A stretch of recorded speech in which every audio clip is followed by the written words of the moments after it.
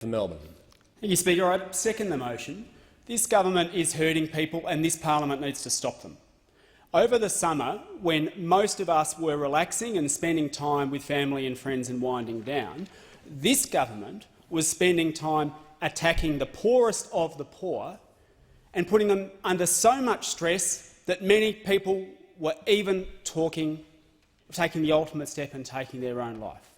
Now, this is a classic example of when standing orders should be suspended, because over the summer it has become apparent that this government, in an attempt to raise revenue, is prepared to oversee a system that tells people to pay money they don't owe and forces people who have very limited resources and, by definition, are the ones in our society most in need of a helping hand, forces them to prove that they are innocent just because the government has deemed them guilty. Now, my office has been approached by dozens and dozens of constituents, and I know that many other members of this place will have been approached as well by people across the country who ring up in enormous distress and saying, "I've just received this notice, what do I do?" And for many of them, the first time they hear that there's a problem allegedly with their Centrelink payments is when they get a call effectively from a debt collection agency. Now, the Victorian Council of Social Service in Victoria, obviously the Victorian Council of Social Service, has made the point that this is like a debt collection agency ringing you up and saying, "We've got a note from a video store that back in 2009 you borrowed flying high. You've got several $1,000s in overdue fines owing on it. Unless you can prove that you didn't borrow that video, we're going to make you pay and we're going to start taking money away from you." And this is happening not to people like us here in Parliament who might have the wherewithal to defend ourselves, but this is happening to people who are trying to get by on all of a few $100s a week. Why is it happening? Why is it happening? It is happening because the government has said,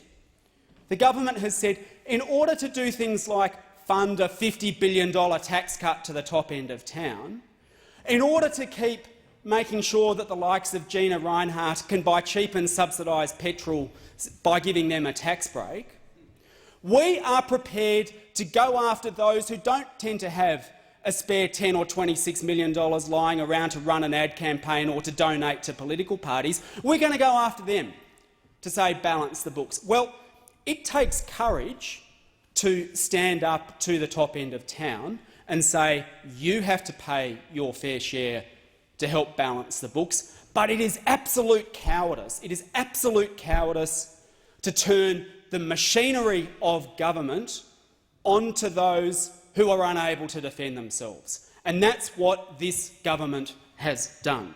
Now, I've heard from an artist who's been repeatedly given misinformation about appropriate ways to report to Centrelink that has resulted in the issuing of significant debts. In other words, they were told the wrong thing about how to report to Centrelink about their income, and all of a sudden they don't get a letter saying, "Can you please do the right thing?" They get told, "You've got to pay a debt." I've heard from students who've complied with Centrelink and advised of travel periods overseas, only to be issued with debt notices and due dates while overseas without any appropriate forums to make contact with Centrelink. I've heard from distressed single parents, some of whom have been issued with debt notices of $45,000, and these are people who are already struggling under inadequate Centrelink payments. Now, the government would have a choice. The government has a choice about who to get money from to balance the books, but the government has a choice about how to deal with those in our society who are most needing our help.